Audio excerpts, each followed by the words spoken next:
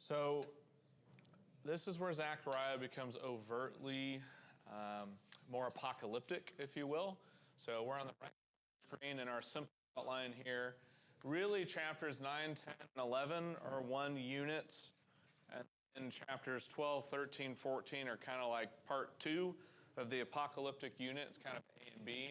And really, it's just God's arrival, Lord's arrival as king. I'm calling it just Yahweh's arrival as king. Part 1, chapters 9 through 11, and part 2, chapters 12 through 14. Next week will probably be a segue week. We'll hopefully do like 11, 12 next week. We'll see what happens tonight. So we went from, remember, don't forget the premise, by the way, all the way back in verses 1 through 6 of chapter 1. The people stopped building the temple, and the message is, if you return to the Lord, he will return to you. Ezra, Haggai, Zechariah, the leaders, Zerubbabel, who's in David's line, that's the context. And the people said, we will repent. We won't be like our ancestors. We'll get the job done.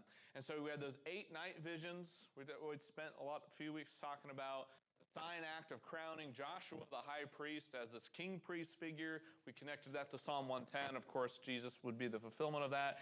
Chapter 7 and 8 last week was a spiritual renewal for God's people. And remember, it's going to come up again tonight. It's going to come up the next few weeks. Remember, when it comes to interpreting, we're allowed to have some questions, of course, and challenging books like Zechariah, Revelation that's going on out there in the adult class right now. But remember, what would the original audience understand? And then what do we know about this in light of Christ? So that's going to be very helpful for us to interpret and thus understand what God is communicating to the original audience and thus with Christ and thus to us now, right? Roughly in those steps. Right, I think it goes without saying, if we went to application first, we'd be like, all right, let's build a real temple, right? That's not us, okay? That's an easy example, but just keep that in your back pockets as to how to understand this. So for Yahweh's arrival as king, here's how I'm outlining it. I basically smashed together like Homer Haley and a few other guys out there, commentaries to make this thing. So we're going to talk about judgment of Zion's enemies, right? The nations in 1 through 7. And then the Lord's going to promise of this enthronement of his king. He'll keep them safe, and there's enthronement of the king in verses 8 through 10. And then 11 through 17, the rest of chapter 9, is that Zion's people, the Jews, will be redeemed from captivity. They're still being called right now to come back, rebuild the temple. And they're going to have triumph against their enemies. And again, we're going to ask, what does that mean for the original audience? Where do we see that fulfilled in history? What does this mean in light of Christ? Okay, think of all those questions. When we get to chapter 10, the Lord blesses, and he contrasts with the idols. They lie, they afflict, they deceive. And then the middle, or the very end of chapter 10, the Lord, again, it's repeated. He will gather his scattered exiles. They're still returning back to the promised land. And again, we could ask the question, what does that mean in light of Christ? And then I doubt we'll get to chapter 11 tonight, but there's going to be this lamentation over this destroyed, this devastated land. There's a debate over what's that land. Verses 4 through 14 of chapter 11, the people are going to sell out and reject their own shepherd that God had sent them, and thus the punishment fits the crime. If you reject my shepherd, God will reject you. That's a lot of chapter 11. And then the end of chapter 11, verses 15 through 17, to replace them with the good shepherd that, so to say, that they reject, God gives them this worthless shepherd. So tonight we'll be in chapter 9 and 10, but that's we'll have this on the screen again next week. But this is the general outline of the Lord returning as king, part 1, chapters 9, 10, and 11. 12 through 14 is part 2, if you will. I don't think there's really any questions about that. I'm just setting up the scene for us, okay? So hopefully by now you got your Bible open, you found it. Hopefully you found Zechariah by now. Hopefully you guys were able to read chapters 9 and 10 last week. That would be very helpful. So chapter 9 is this judgment and, of course, the coming king. All of verses 1 through 7 is, like on our outline, is God's judgment on Israel or Zion's enemies. And it lists a whole bunch of people from Hamath and Tyre and Sidon. Some places you might remember in Israel's past, if you go back to, like if you go at verse 5, from Ashkelon and Gaza and Ekron, all these places down to Ashdod, right? Cut off the pride of the Philistines of Philistia. So the Philistines by Jesus' day, and like they don't even like really they're not like really a nation. Like we see all this come to fruition, that these nations are forgotten. They're just wiped out slowly over time. I just noted a specific one that's interesting. Look at verses 3 and 4. Tyre has built herself a rampart and heaped up silver like dust and fine gold like the mud of the streets. It was a very wealthy port city. But behold, the Lord will strip her of her possessions and strike down her power on the sea, and she shall be devoured by fire. Ezekiel talks about judgment on Tyre. What's fascinating is what's going to start happening here in verses 1 through 7 is a lot of people point to this goes in order. Basically, it's going from, put up a map here in a second, it's going north coast.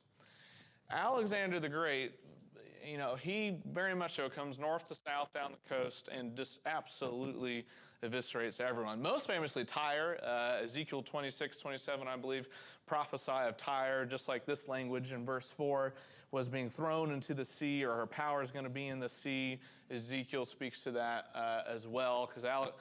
And for Tyre, there was a land city where Nebuchadnezzar attacked, and then they had an island.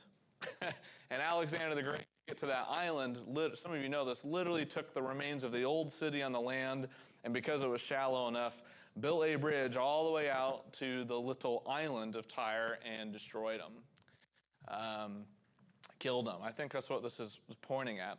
So I'll point up a map here in just a second, but if you look down in verse 8, this is the beginning of the coming king. But it says, then I, this is God speaking, will encamp at my house as a guard, so that none shall march to and fro, no oppressor shall again march over them, for now I see with my own eyes. And so people ask in verse 8, this is God's protection saying against Alexander the Great? Is this akin to more of a general conditional promise like you see in Deuteronomy, which is if you keep the law, you'll be blessed, and if you don't keep the law, you'll be cursed? Is this something to do with the Messianic kingdom? And that's for us right now, right? You could be asking all these questions. And you could get in line with a lot of theologians and commentaries and start duking it out, so to say. Maybe, I'm such a fence rider, maybe there's some way in which, maybe there's a piece of truth to all these things. But why I do think, at least in some part, that Alexander the Great is being prophesied of. Remember, right now we're at 520-ish BC. Alexander the Great is going to be like almost 200 years from the time of Zechariah. So several hundred years after the days of Zechariah. Here's a map of what Alexander the Great did. What I sloppily highlighted in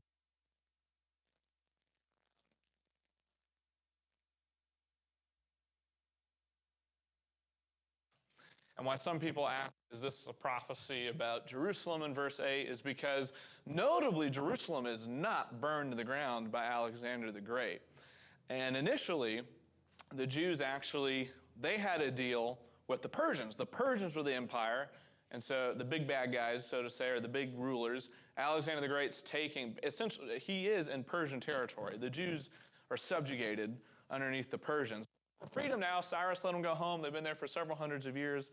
But now Alexander the Great comes, and Jerusalem initially was loyal to Persia, and that made Alexander the Great really mad, but he was busy destroying Tyre and throwing it into the ocean, so he had to get there. Josephus talks about this, and there's much debate, which we'll talk about here in a second, but you do ask the question, why did Alexander the Great not destroy Jerusalem? And I'm saying this because a lot of people are pointing out in verse 8 of Zechariah 9, is this a promise about that? And I just thought it was interesting, and I like history, so here you go. This is Josephus. He wrote late in the 1st century. He said, when the book of Daniel, this is Alexander the Great walking into Jerusalem. When the book of Daniel was showed him, that is Alexander the Great, wherein Daniel declared that one of the Greeks, this would be from Daniel chapter 8, that one of the Greeks should destroy the empire of the Persians, he supposed that himself was the person intended. And he was then glad. He dismissed the multitude for the present, but the next day he called them to him and bade them ask what favors they pleased of him. Whereupon the high priest desired, the high priest of God, right, that they might enjoy the laws of their forefathers, right? They're asking for religious freedom, essentially, and might pay no tribute on the 7th year, just like the law says. He granted all they desired. And when they entreated him that he would permit the Jews in Babylon and Media, that the scattered people who never came home, to enjoy their own laws also, he willingly promised to do hereafter what they desired. Now, that's from Josephus. Now, that has a great debate because that has to do with the date of Daniel. Liberal scholarship puts the date of Daniel way later than what the actual book claims to be. This would be insane if this were real. I'm inclined to think it is, because this is this Josephus writing that Alexander the Great, why he didn't destroy Jerusalem? Well, they humbly let him in and showed him the book of Daniel. Isn't that crazy? I'd be like, absolutely nuts. I just find that extremely fascinating and wanted to share that with you. So some people are like, all right, maybe that's what verse 8 is talking about, because Alexander the Great fits relatively neatly in the sense of going north to south and destruction and bringing judgment on Israel's neighbors. But Jerusalem's spared. Also, that could go hand in hand with the conditional promise, because we know after Alexander the Great, when he dies, great persecution happens to the Jewish people. And of course, like I said at the beginning, we should be asking, is there somehow a messianic tie with that? Okay, now I want to start hearing from you guys. Now we're going to get to some verses that you're going to be like, oh yeah, I've heard that before. These were more obscure. Verse 9, rejoice greatly, O daughter of Zion. Shout aloud, O daughter of Jerusalem. Behold, your king is coming to you. Righteous and having salvation is he. Humble and mounted on a donkey, on a colt, the foal of a donkey. I will cut off the chariot from Ephraim and the war horse from Jerusalem, and the battle bow shall be cut off, and he shall speak peace to the nations. His rule shall be from sea to sea, and from the river to the ends of the earth. All right, why would that not be Alexander the Great? There's probably several answers you could give. Why would that not be Alexander the Great? Yeah, Alexander the Great would not be riding a donkey. That's for, yeah, yes, he has a huge ego. Oh, for sure. Yeah, if they showed him, if Josephus's thing is true, and I'm inclined to believe it is, yeah, him seeing this prophecy that seems to be about him, he'd love that. He'd be like, awesome, me? He'd be like, all about me. Yeah, so yeah, someone like Alexander the Great, let alone Alexander the Great himself, they're not going to be on a donkey. And I know as Christians, we're like, oh yeah, we hear this language used in the New Testament. Now, your king, where... Let's try and draw some connections. Where in Zechariah, before we go looking outside, where in Zechariah has this king been spoken of? We've talked about him a little bit. Where would you say that we've seen the king already in Zechariah?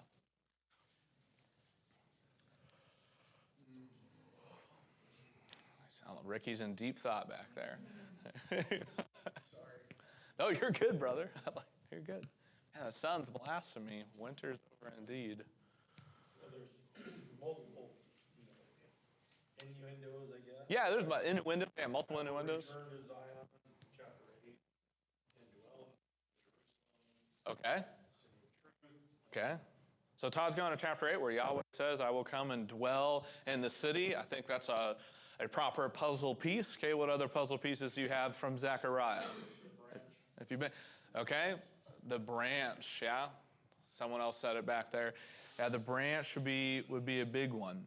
So if you go back to Zechariah chapter 6, verse 12, remember this. So this is the crowning of Joshua the high priest.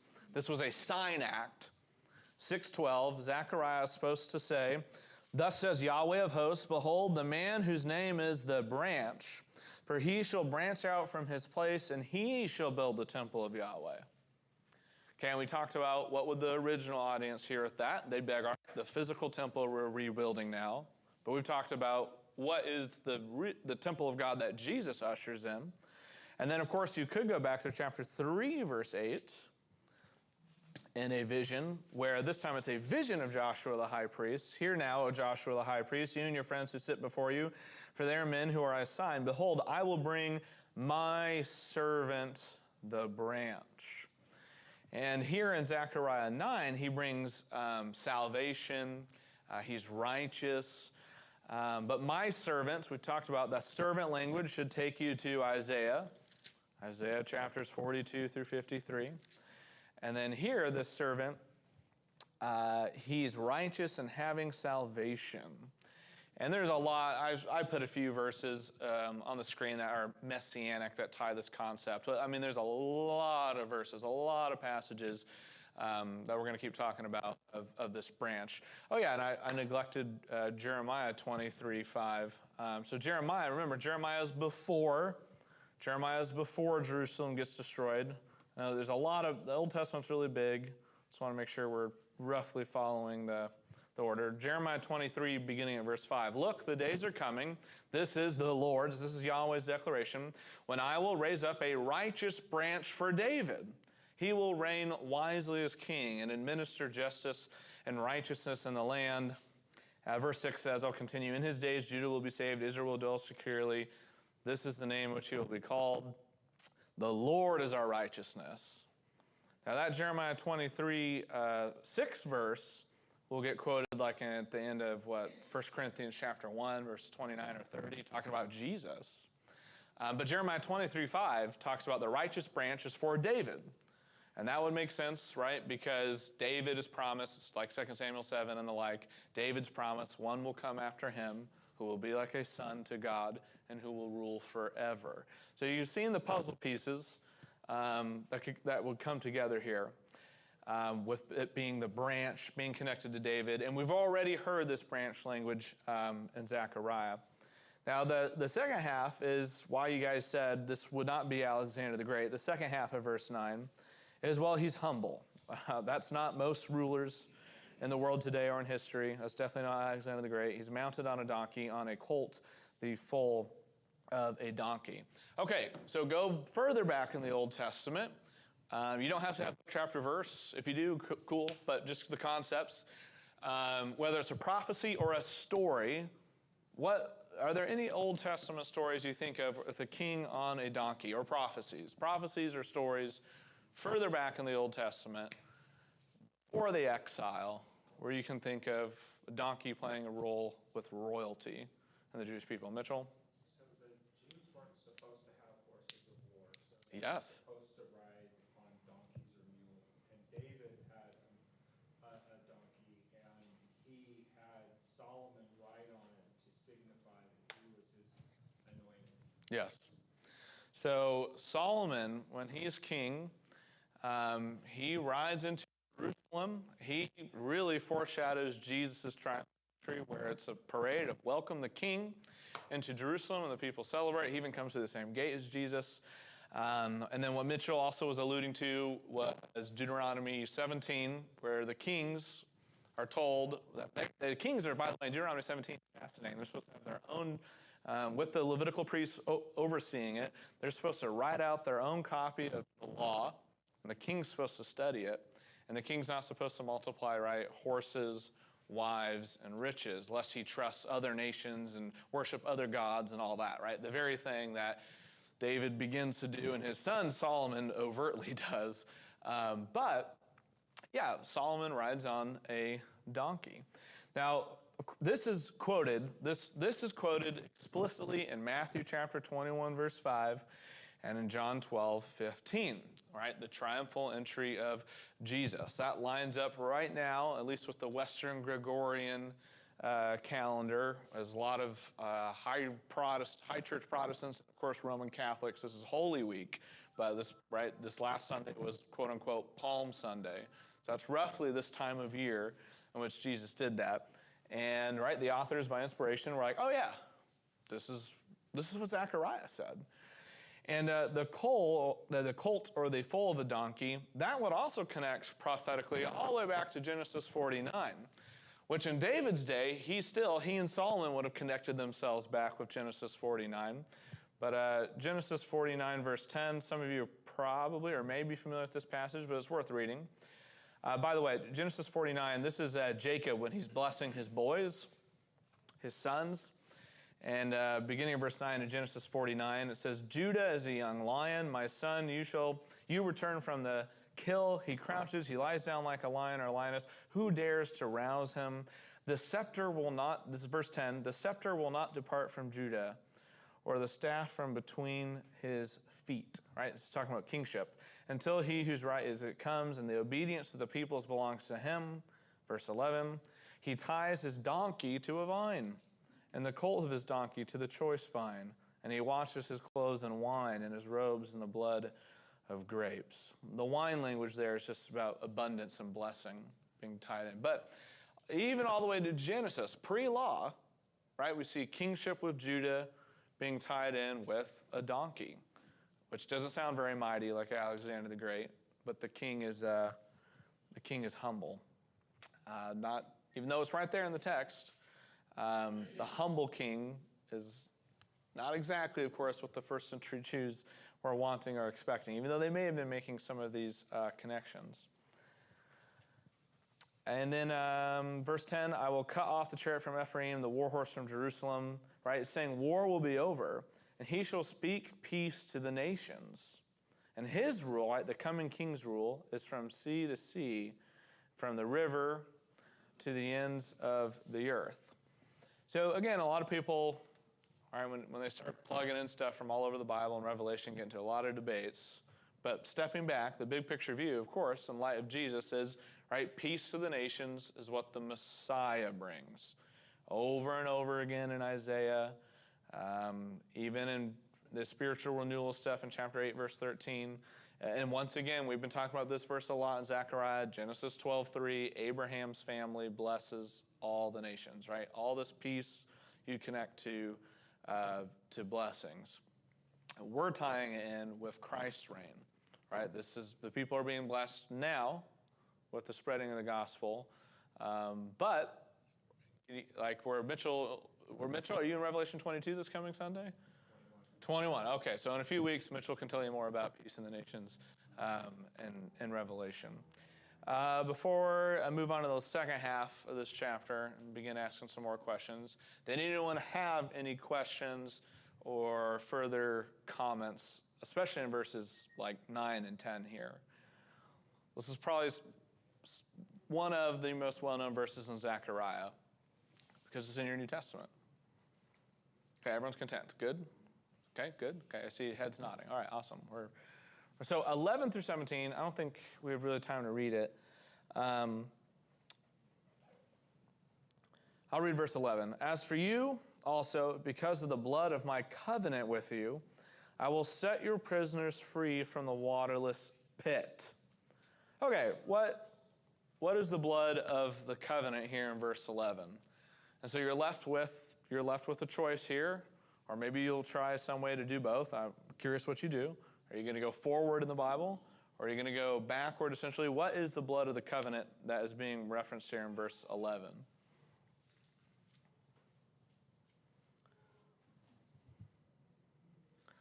And maybe a way to answer that would be, well, who are the prisoners? I will set your prisoners free from the waterless pit.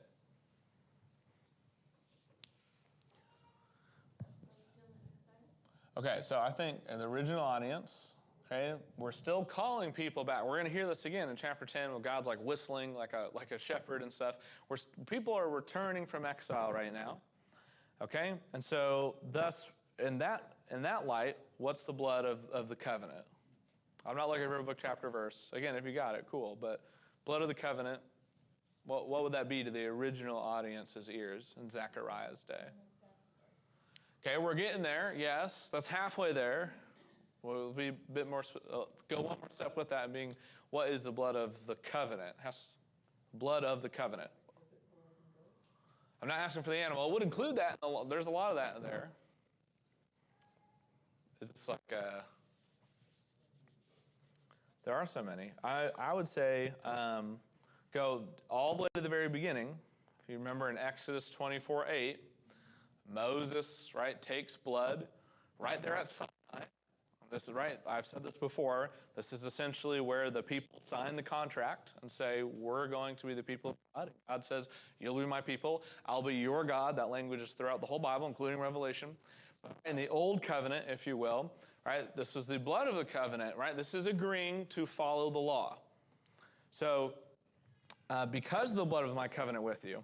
So it's interesting, because they have a covenant, even though they've been punished in exile, because of that covenant as these chosen people, that is the reason why God is going to set these prisoners free.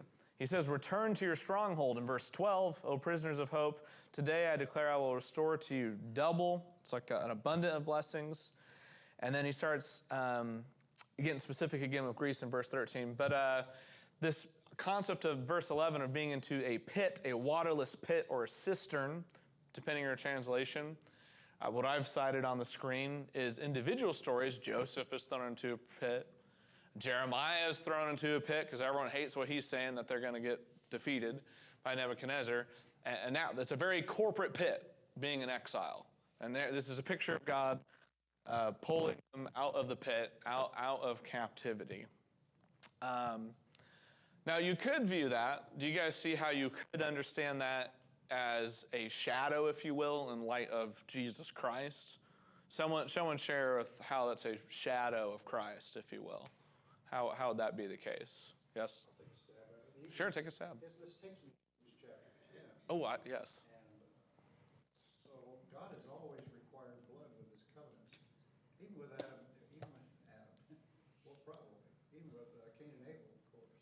They were required to bring sacrifices to him, a blood sacrifice. That's always been part of God's plan. So to me, this is a theme you see throughout all of Scripture. Sure. Yeah. So to these people, it meant something differently than us. But I think it's messianic. Yeah, I would agree. Yeah, I agree. So again, we ask, what's the original audience thinking? They're thinking, okay, the exiles are coming back.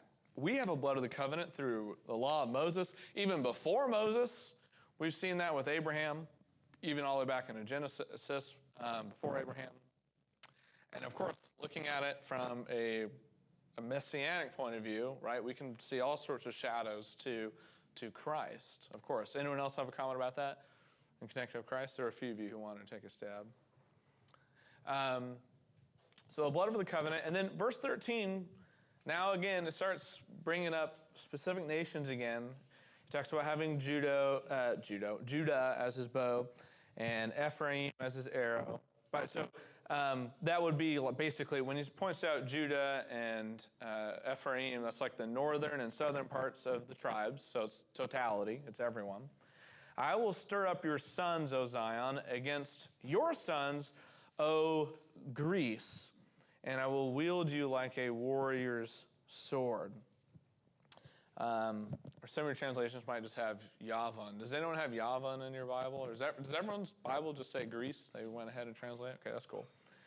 So again, with Greece, people are always looking for specific prophecies to be fulfilled. Like why are we pointing out the Greeks? Well, again, what we've talked about, you could ask, okay, is that Alexander the Great again? Of course, they didn't really have to fight against him, as far as we know, because well after Alexander the Great, when persecution arises for the Jewish people, after Alexander the Great dies, heard of the Maccabean revolt probably before. It has to do with Hanukkah. That's how Hanukkah comes to be.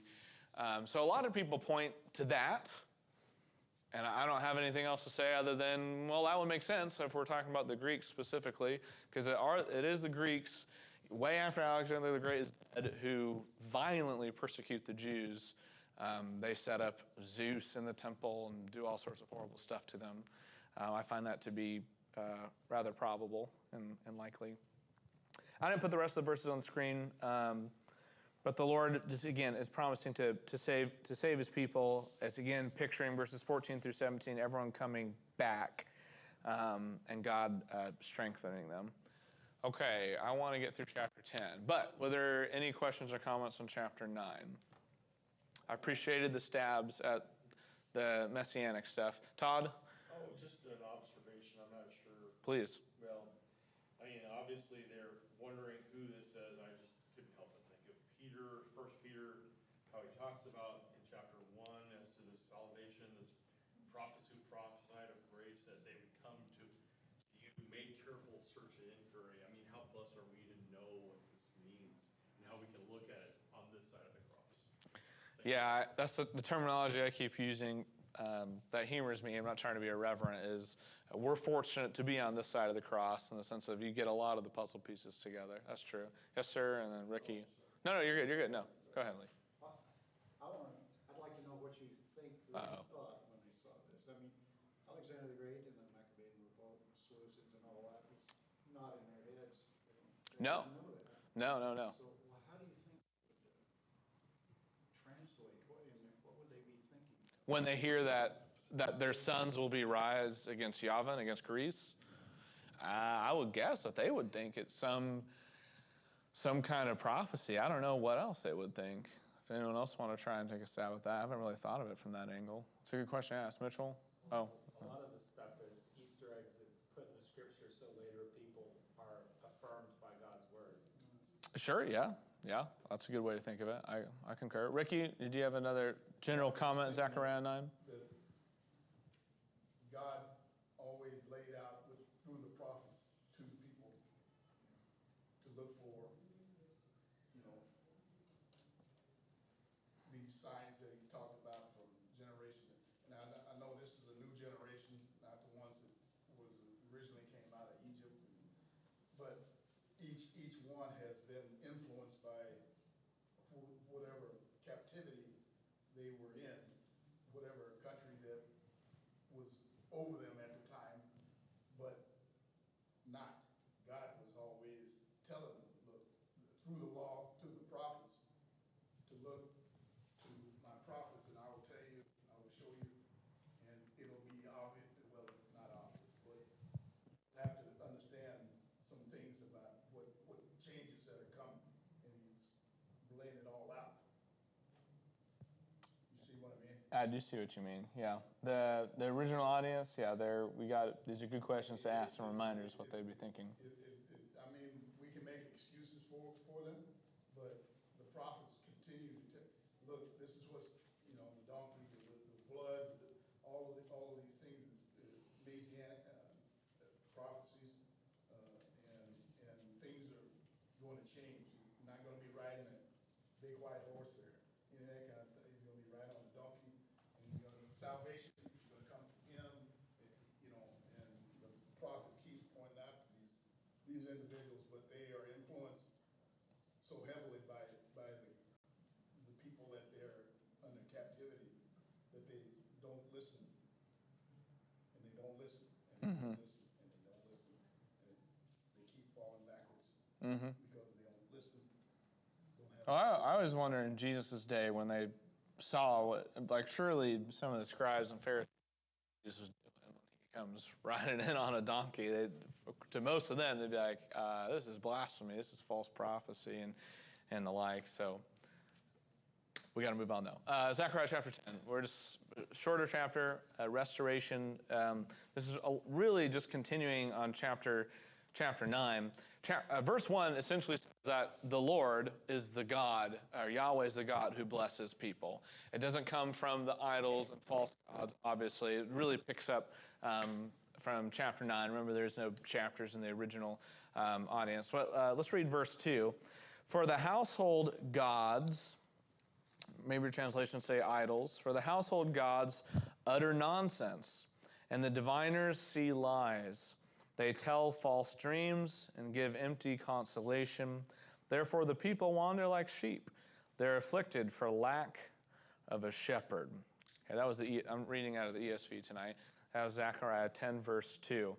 So, of course, God contrasts the falsehoods of idolatry.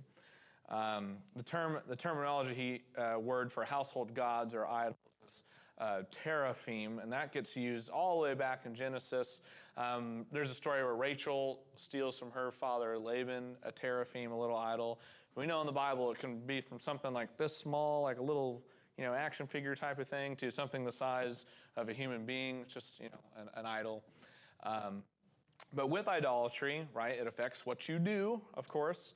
And so that brings, of course, these false prophets or these diviners that bring nothing but deceit.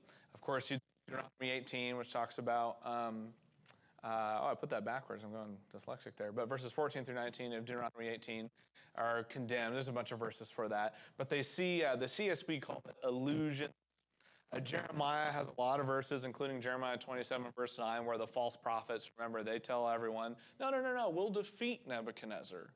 This will be no problem, right? They tell lies. They're deceived by their own dreams.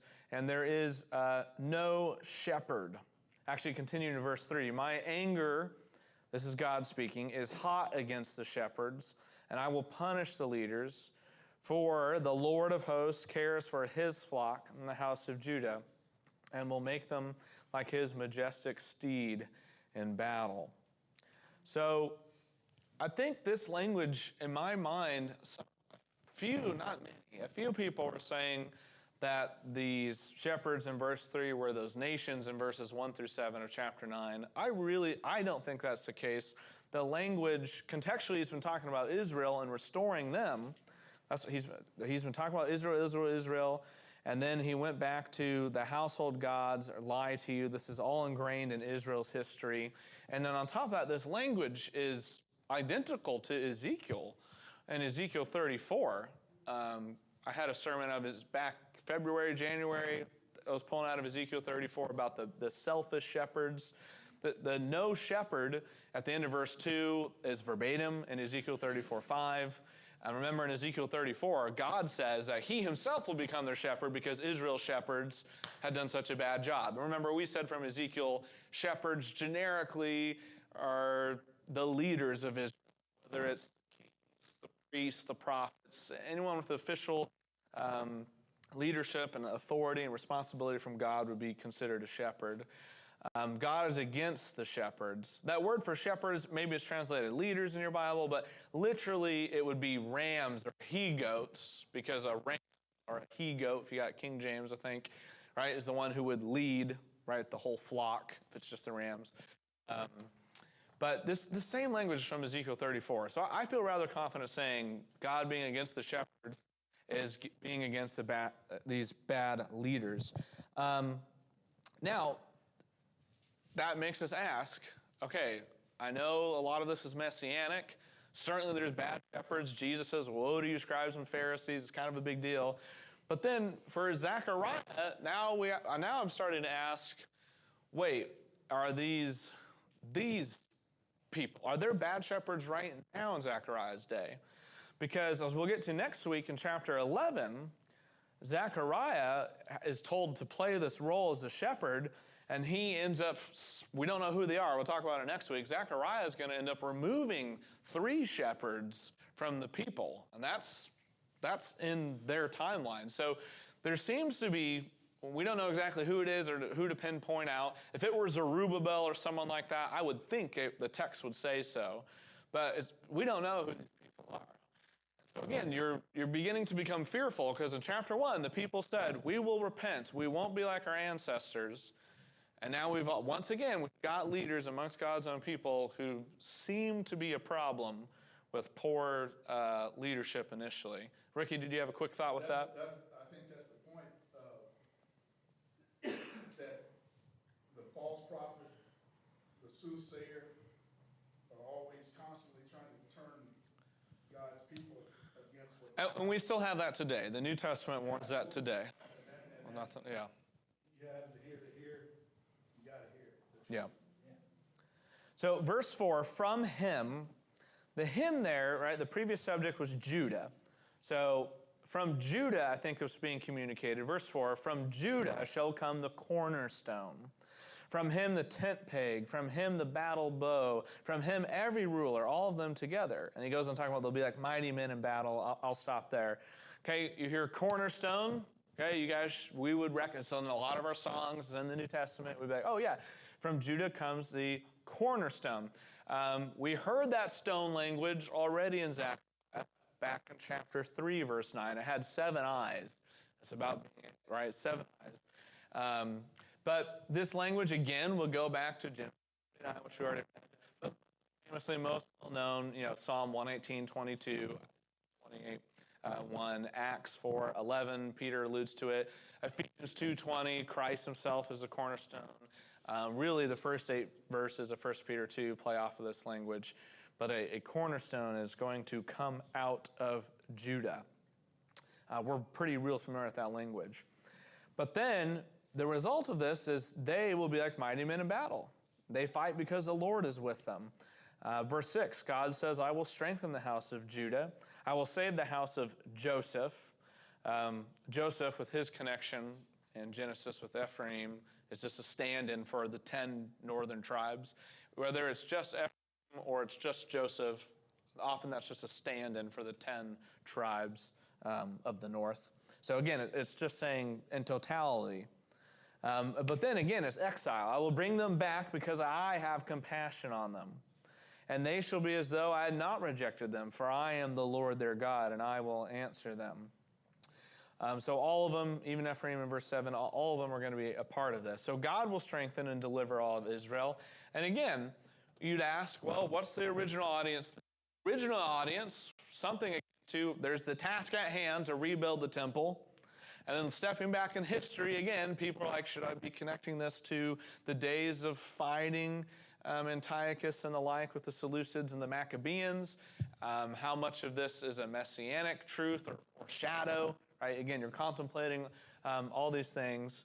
And then verse 8, here's the whistle verse I talked about earlier. I will whistle for them and gather them in. For why? I've redeemed them.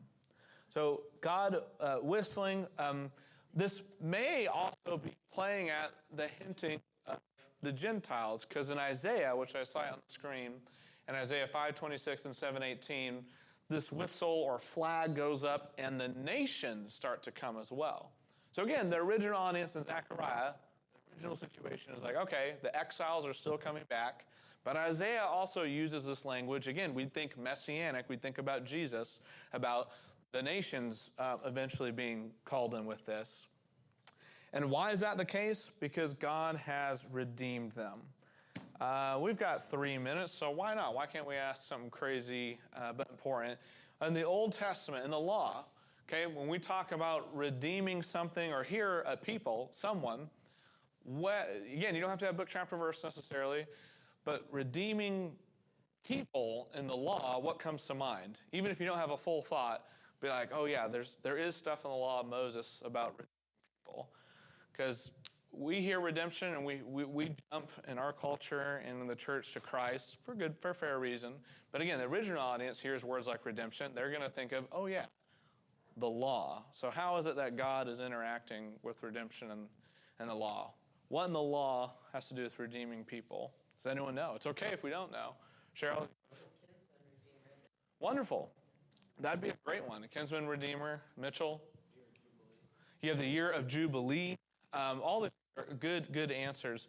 And of course, the New Testament will put this in light of Christ. So even for the payment of sin, a lot of people have this concept that like we're paying off God, so God like won't destroy us or something.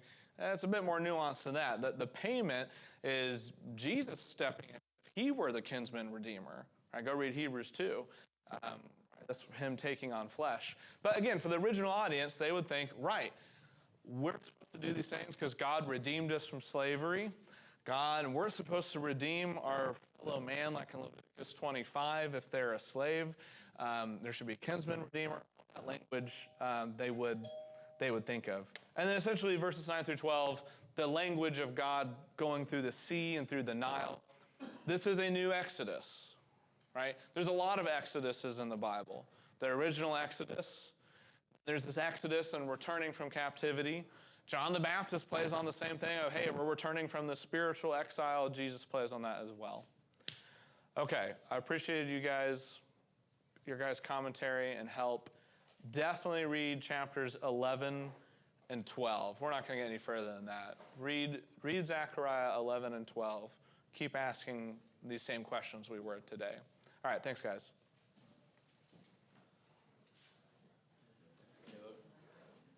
Have you heard from Nick recently? Have you heard from Nick recently? No.